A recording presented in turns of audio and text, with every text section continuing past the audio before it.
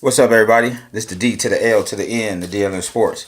This the cash line. Just wanted to jump on here real quick and chop this 6 game slate we got coming up tonight. 6 game slate. That's my wheelhouse. You know what I mean? Them big slates can be overwhelming at times, but we're gonna we've been close all week, man. Been one player away. I'm gonna pop this thing open sooner or later. I don't know if it's gonna be today. I don't know if it's gonna be tomorrow, next week, or next month. But I'm gonna pop this thing open here soon. Please believe it. But we're gonna jump right into this, man. The first game tonight is gonna be my boys. We got Brooklyn at Cleveland, projected for 221 points. Cavs is favored by 10.5. One thing about my Cavs is it's hard to pick which one of them value plays is going to go. Is it going to be George Hill? Is it going to be J.R. Smith tonight? Is it going to be Nance? Is it going to be Hood? Is it going to be Clarkson?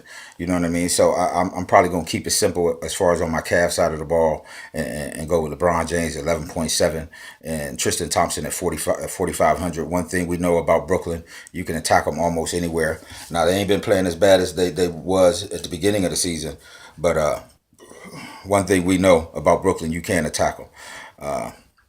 So we got George Hill at 4,600. We got J.R. Smith at 4,200.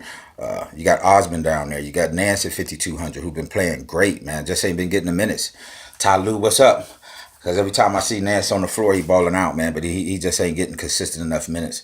You got Rodney Hood at 4,300 playing good. I think they should be starting him and Nance and take Smith and them boys out. But it is what it is. So, like I said, on the Cleveland side of the ball, my check marks and my circles is going to LeBron James at 11.7 because he's LeBron, and Tristan Thompson at 4,500 because Brooklyn is probably the worst team at the center position. Now, when you playing matchups like that, you want to make sure that player is capable of going off. Now, Tristan ain't gonna drop you no 50 bomb. You know what I mean? But he can get you 15 to 20 rebounds on his best night. But I'm looking for him to have a good night up against Brooklyn, matched up against Jared Allen. On the Brooklyn side of the ball, it's a lot of good plays here. It's a lot of good plays on the Brooklyn side of the ball. I ain't really got the circle or the check mark on any of them because which one is it going to be? It could be Dinwiddie at the point guard position. You know, we can attack Cavs at the point guard and shoot guard, small forward.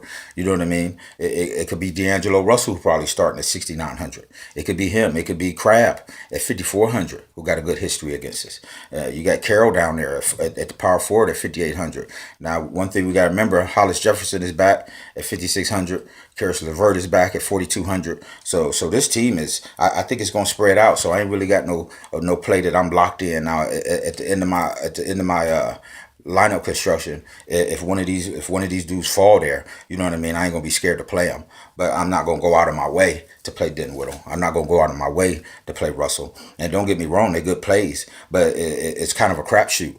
You know what I mean? I'm trying to pick plays that I feel for sure is going to go off and things like that. So that's something we got to keep in mind. We got to make sure we keep that in mind. Like I say, the Brooklyn team, man, it's going to spread through the whole team. It's going to be everywhere. It's going to be everywhere. So, but you got to pick your poison and whichever one of them boys you like the best, and you got to ride with them. You know what I mean? If y'all watching this video, make sure y'all hit that like and subscribe button. You know what I mean? And things like that for me. We're going to move on to that next game. Chicago at Charlotte. Charlotte's favored by 10.5. It's projected for 217 points. You got on the Chicago side of the ball, you got Chris Dunn at 6,900. You got Levine, who probably going to be at back at 7,400. Now, that's going to mix that whole thing up. Now, you see Dunn went off without Levine. But with Levine in there, I can't see him going off. You got Nwaba, whose prices went up to 5,200. He still is playable. He is still playable, but it ain't what like it was. It wasn't like it was when he was 4,500 with some of them guards out. Holiday's probably back out. You got Lopez probably going to be out. Zipster probably going to be out. So that puts people like Dennis Valentine at 4,200 in play. You got Markanian at 5,700. That's a cheap price for him. He been playing bad, but he gonna go off sooner or later. But that's a cheap price for him. And then you got this dude here, man, Felicio. The whole DFS community know about Felicio. He done burned me, man. He done burned me, and I'm not gonna recommend you playing him, but I'm playing him because he owed me money, and I'm gonna keep playing him till he paid me. You know what I mean? Like I say, I wouldn't put him on no big money ticket. or nothing like that. But at 3,700, there's gonna be that one or two games that he's gonna go off, and I ain't gonna miss it. You know what I mean? Because he didn't burn me. I didn't cashed pretty much all week, small profits because of him. I've had good lines, but he killing me, man. 8 points, 10 points, and things like that. But he gonna drop that 20, 25 bomb, and I'm gonna be a part of it. But so on that side of the ball, I like a little bit of Nwamba. I like a little Felicio, but nobody that's really standing out as a must play for me. On that Charlotte side of the ball, there's some good stuff over here. You got Kemba Walker at 8,400. Kimmy can go off at any time. He's at home. Don't really like to match up against the Bulls. You used to could attack the Bulls at the point guard and shoot guard and things like that. It's not really the same, but they still are attackable. My circles on the Charlotte side of the ball is Nick Batum at 6,300. He's in a smash spot. I like Batum a lot. He got the circle and the check mark. You got Kid Gilchrist at 3,900. You got Marvin Williams at 3,900. They both dirt cheap. They both dirt cheap, and if you pick the right one of them gonna have a good game. But you got to pick the right one. And my circle and my check mark and one of my plays of the day all day long is Dwight Howard. Dwight Howard is gonna kill Felicio down low. Please believe it. I see a 50 to a 60 bomb coming from Dwight Howard tonight. Now we know this DFS thing. Anything can happen, foul trouble and things like that. But if things go the regular way, Dwight Howard is in a smash spot. Circle check mark. You got Jeremy Lamb and Kaminsky coming off the bench for 45 and 4,400. Kaminsky been playing well, but like I say, he's somewhat of a crapshoot. He's somewhat of a crapshoot. You know what I mean? You don't know which game he gonna throw you that dud. But like I say, on that Charlotte side of the ball, I'm going Batum and Howard. On that Chicago side of the ball, I'm gonna keep it simple with Levine back, mixing up all the minutes between the guards and things. I'm gonna go to Nwamba a little bit at that 5,200. Don't really love it, and I'm going back to Felicio. I'm going back to Felicio, and I don't blame y'all if you don't never play him again, because he's been on my rest in peace list twice now, and I've played him again, but he owed me money. I'm coming to get that. Next game on the slate is Philly at Miami, one of the lowest projected games. It's only projected for 206 points. It's kind of a toss-up. On the Miami side of the ball, you got Dragic, Tyler Johnson, Richardson, Winslow, Whiteside. Coming off that bench, you got James Johnson. They say Nick practicing again. He may play, not sure. You got the debut and things like that, not really going that deep. Now, with the low projection of this game, I'm not pretty much going to be involved in it. You can always go Whiteside at 7,200. You know, when you got people like Whiteside and Embiid, they can go off at any moment. You know what I mean? If I was going to go one of them bigs, it would probably be Embiid, because if it's upside, Embiid can go for 50, 60, 70, 80 fantasy points against anybody. But just because of the projection of this game and some of the other things I'm looking at, not really there. You got Ben Simmons down there at 8,700, who could be a good play. You got J.J. Redick, Covington. Not really messing with them because since Bellinelli got there, he been eating into them guards' minutes. He ain't gonna mess with Simmons' minutes, but he's been messing with J.J. Redick's minutes. He's been messing with Robert Covington on some offset type stuff, messing with his minutes. You got McConnell coming off that bench for the cheap.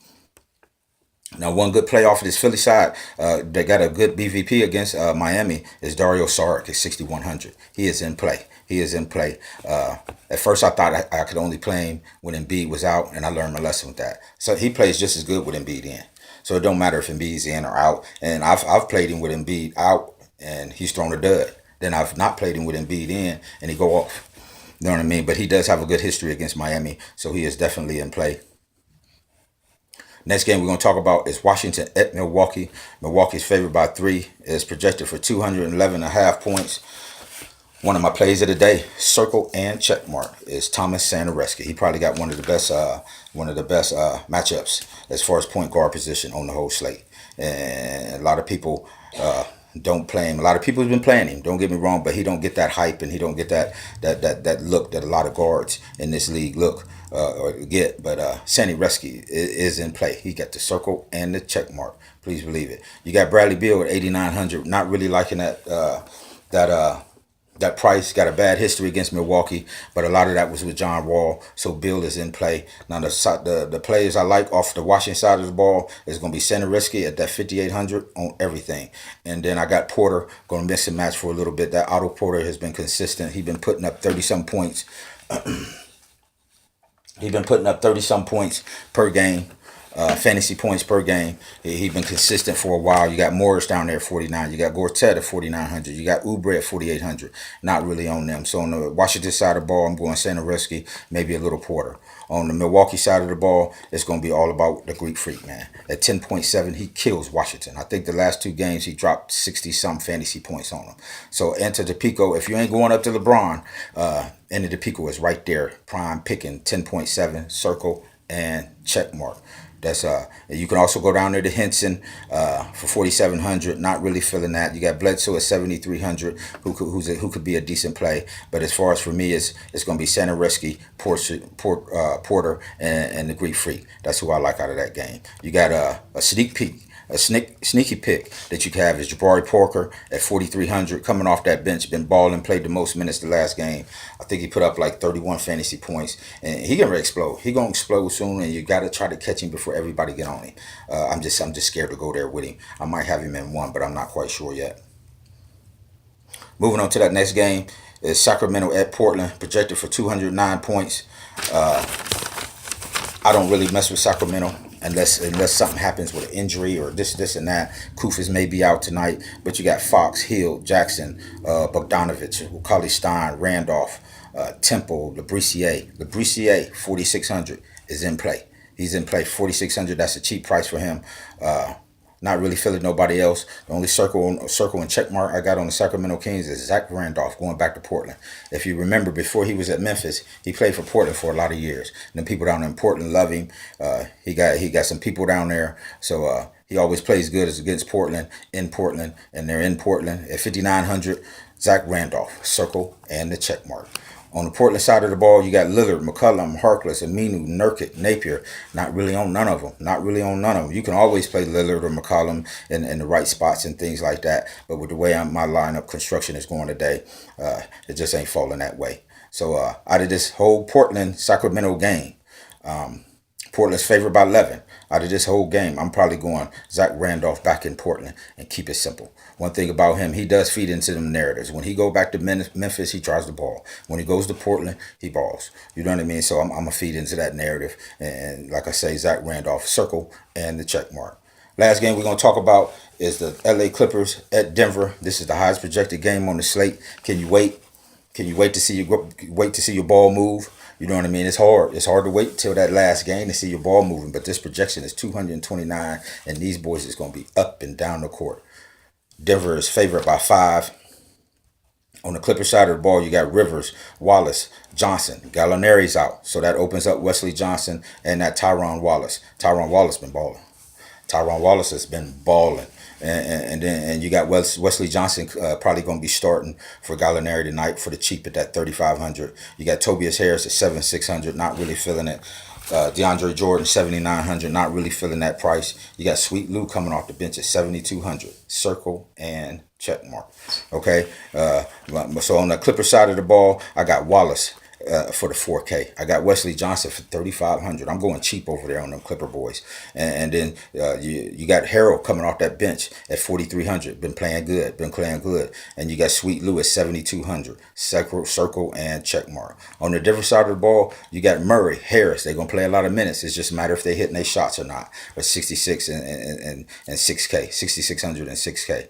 You got Will Barton just went off at 7,100. Not really feeling him, but he just went off. You never know what he's going to do.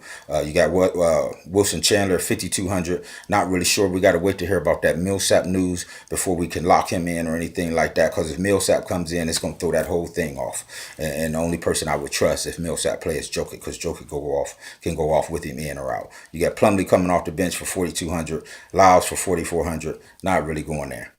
So that's the slate, y'all. 6-game slate. The wheelhouse. Shout out to my CASHLINE dude. Shout out to the DFS community. Shout out to the Twitter world, the YouTube world, and like I said, especially the CASHLINE world, man. Make sure y'all hit that like and that subscribe button. Contact me at Dan_DLN Sports on Twitter. Like and subscribe my YouTube page. I got the Facebook group going good. DLN Sports to CASHLINE. Just send me a request and get on up in there with us and see how we chop it up. But like I say, man, good luck to everybody tonight and things like that. And let's get to this money. Y'all know what it is. CASHLINE, baby.